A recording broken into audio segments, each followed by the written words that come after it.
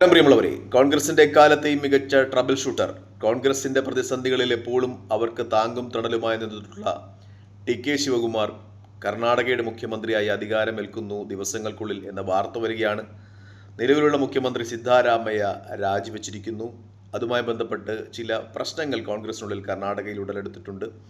അത് എങ്ങനെ പര്യവസാനിക്കും എന്ന വലിയ ആവലാതിയിലാണ് കോൺഗ്രസ്. എങ്കിലും കോൺഗ്രസ് സംബന്ധിച്ച് ടി.കെ. ശിവകുമാർ കർണാടകയുടെ മുഖ്യമന്ത്രിയായി അധികാരമേറ്റെടുക്കുമ്പോൾ അത് നൽകുന്ന ആത്മവിശ്വാസം ചെറുതല്ല, വളരെ വലുതാണ്. കാരണം അദ്ദേഹം എന്ന് പറയുന്നത് 16,000 കോടി രൂപയുടെ ആസ്തിയുള്ള വലിയൊരു ബിസിനസ്മാനാണ്. അതിൻ്റെ ഫണ്ടിങ് അഥവാ പൈസയുടെ സമാഹരണം കോൺഗ്രസ് ഭരിക്കുന്ന മറ്റു സംസ്ഥാനങ്ങളുണ്ടാകും. ഇലക്ഷനുകളിൽ കോൺഗ്രസിലേക്ക് ഫണ്ട് ഒഴുക്കുവാൻ കഴിയുന്ന ഇപ്പോഴുള്ള കോൺഗ്രസിൻ്റെ നേതാക്കന്മാരിൽ ഏറ്റവും പ്രമുഖനാണ് ടി.കെ. ശിവകുമാർ എന്നൊരു യാഥാർത്ഥ്യം നിലനിൽക്കുന്നുണ്ട്. അതായത് കോൺഗ്രസ് സംബന്ധിച്ച് സാമ്പത്തികമായി വലിയ പ്രതിസന്ധികൾ നേരിടുന്നു. ഈ അവസരത്തിൽ 15 വർഷത്തിലധികമായി കേന്ദ്രത്തിൽ അധികാരം നഷ്ടപ്പെട്ടിട്ട് മാത്രമല്ല, കോൺഗ്രസ്സിന് ഇലക്ഷൻ ഫണ്ടിലേക്ക് പൈസ വരുവാനുള്ള എല്ലാ വഴികളും അടച്ചുകൊണ്ടാണ് ബി.ജെ.പിയുടെ പ്രവർത്തനം. അതിനെയൊക്കെ ഒരു പരിധിവരെ പ്രതിരോധിക്കുവാൻ ടി.കെ. ശിവകുമാറിൻ്റെ സ്ഥാനാരോഹണം കർണാടകയിൽ കോൺഗ്രസിനെ ഉപകരിക്കും എന്ന കാര്യത്തിൽ സംശയമില്ല. ടി.കെ. ശിവകുമാറിനെ സംബന്ധിച്ച് അദ്ദേഹം ട്രബിൾ ഷൂട്ടറാണ് എന്ന് അടിവരയിട്ട് ഉറപ്പിക്കാം. അദ്ദേഹത്തിൻ്റെ വാക്കുകൾ ഒരുപക്ഷേ 2023 കർണാടകയിൽ കോൺഗ്രസ് 135 സീറ്റ് കിട്ടുമെന്ന് അദ്ദേഹം വളരെ കൃത്യമായി തന്നെ പറഞ്ഞിട്ടുണ്ടായിരുന്നു. കേരളത്തിൽ വി.ഡി. സതീശൻ പറഞ്ഞതുപോലെ 100-ന് മുകളിൽ സീറ്റുകൾ എന്ന് പറഞ്ഞതുപോലെയല്ല, അതിനേക്കാൾ കുറച്ചുകൂടി വ്യക്തമായിട്ട് 135 എന്ന് അദ്ദേഹം കൃത്യമായി പ്രവചിച്ചിരുന്നു. ആ 135 സീറ്റ് കോൺഗ്രസ് നേടിയപ്പോൾ ഗ്രൗണ്ട് റിയാലിറ്റി വളരെ കൃത്യമായി അറിയുന്ന ഒരു നേതാവാണ് ടി.കെ. ശിവകുമാർ എന്ന ഒരു യാഥാർത്ഥ്യമുണ്ട്. ജനങ്ങളുടെ സ്പന്ദനവും വികാരവും ഒക്കെ അറിയാൻ കഴിയുന്ന ഒരു നേതാവാണ്. അതിൻ്റെ ഒരു അഡ്വാൻറ്റേജ് എന്തായാലും കർണാടകത്തിൽ കോൺഗ്രസിനുണ്ടാകും എന്ന കാര്യത്തിൽ ഒട്ടും സംശയമില്ല. ടി.കെ. ശിവകുമാറിൻ്റെ ഒരു ഹിസ്റ്ററി പരിശോധിക്കുകയാണെങ്കിൽ കോൺഗ്രസ് ഏറ്റവും വലിയ പ്രതിസന്ധികൾ നേരിട്ട ഒരു രാജ്യസഭാ തെരഞ്ഞെടുപ്പിൽ 2017 കോൺഗ്രസിൻ്റെ ഏറ്റവും പ്രമുഖനായ നേതാവ്, ഗുജറാത്തിലെ ഏറ്റവും പ്രമുഖനായ നേതാവ് അന്തരിച്ചുപോയ അഹമ്മദ് പട്ടേൽ, അദ്ദേഹം രാജ്യസഭയിലേക്ക് മത്സരിക്കുന്ന അവസരത്തിൽ അദ്ദേഹത്തെ പരാജയപ്പെടുത്തുവാൻ കോൺഗ്രസിൻ്റെ MLA-മാരെ വിലക്കെടുക്കുന്ന ഒരു സമ്പ്രദായം പതിവ് പോലെ ഗുജറാത്തിൽ അമിത്ഷായും മറ്റുള്ള ആളുകളുമൊക്കെ പുലർത്തി. പക്ഷേ അതിനെ വളരെ വിദഗ്ധമായി പ്രതിരോധിച്ച ആളാണ് ടി.കെ. ശിവകുമാർ. അദ്ദേഹം കോൺഗ്രസിൻ്റെ MLA-മാരെ ബോംബെയിലെ ഒരു റിസോർട്ടിലോട്ട് മാറ്റി. അന്നാണ് കോൺഗ്രസും ബി.ജെ.പിയും തമ്മിലുള്ള റിസോർട്ട് രാഷ്ട്രീയത്തിൻ്റെ ഒരു ആരംഭം എന്ന് പറയാം. എങ്കിലും കോൺഗ്രസിൻ്റെ ചില MLA-മാരെയൊക്കെ വിലക്കെടുക്കുന്നതിന് ബി.ജെ.പിക്ക് കഴിഞ്ഞു. പക്ഷേ ആ MLA-മാരിൽ ചിലർ രാജ്യസഭ MP തെരഞ്ഞെടുപ്പിൽ ബാലറ്റ് ഉയർത്തിക്കാട്ടിയതുമായി ബന്ധപ്പെട്ട് പാതിരാത്രി തന്നെ ടി.കെ. ശിവകുമാറിനും കോൺഗ്രസിനും സുപ്രീം കോടതിയെ സന്ദർശിക്കുവാൻ കഴിഞ്ഞു. അങ്ങനെ സുപ്രീം കോടതി ആ രാത്രി തന്നെ ആ MLA-മാരുടെ വോട്ട് അസാധുവാക്കി. അങ്ങനെ ആ MLA-മാരുടെ 3 പേരുടെ വോട്ട് അസാധുവാക്കിയതിൻ്റെ ബലത്തിൽ ഒരു വോട്ടിൻ്റെ അധികം നേടി അഹമ്മദ് പട്ടേൽ രാജ്യസഭയിലേക്ക് തിരഞ്ഞെടുത്തു. അങ്ങനെ കോൺഗ്രസും ബി.ജെ.പിയും തമ്മിലുള്ള ആ വലിയ യുദ്ധത്തിൽ കോൺഗ്രസിനെ അഭിമാനകരമായ വിജയത്തിലെത്തിച്ചു എന്ന ഒരു പ്രത്യേകത കൂടി ടി.കെ. ശിവകുമാറിനുണ്ട്.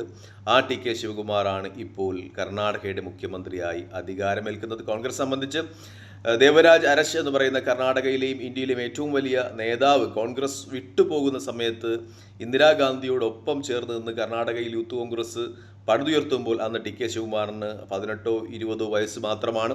ആ ടി.കെ. ശിവകുമാർ കോൺഗ്രസിൻ്റെ എക്കാലത്തെയും വിശ്വസ്തനായിരുന്നു. ഒരിക്കലും അദ്ദേഹം പാർട്ടി വിട്ടുപോകുന്നതിനെക്കുറിച്ച് ചിന്തിച്ചിട്ടില്ല. നമ്മൾ മറ സൈഡിലെത്തുകയാണെങ്കിൽ സിദ്ധാരാമയ്യ, അദ്ദേഹം മുൻ പ്രധാനമന്ത്രിയും ജനതാദൾ നേതാവുമായിരുന്ന ദേവഗൌഡയുടെ അടുത്ത അനുയായിയായിരുന്നു. അദ്ദേഹം അവിടെ നിന്ന് ജനതാദളിൽ നിന്ന് കോൺഗ്രസ്സിലെത്തിയതാണെങ്കിൽ പ്യുവറായിട്ടുള്ള ശുദ്ധനായ ഒരു കോൺഗ്രസ് നേതാവാണ് ടി.കെ. ശിവകുമാർ എന്ന ഒരു യാഥാർത്ഥ്യം നിലനിൽക്കുന്നുണ്ട്.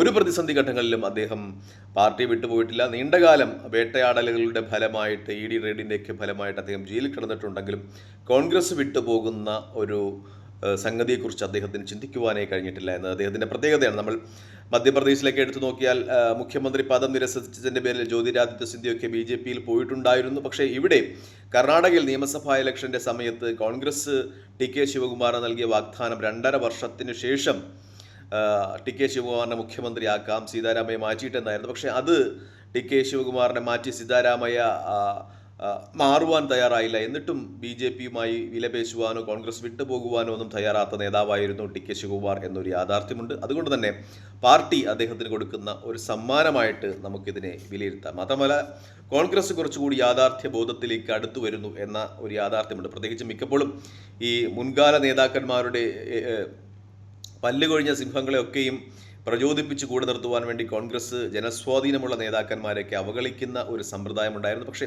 അതൊക്കെ മാറുന്നു എന്നത് ഒരു യാഥാർത്ഥ്യ ബോധം കോൺഗ്രസ് ഉൾക്കൊള്ളുന്നു എന്നതിന് ഏറ്റവും വലിയ തെളിവാണ്.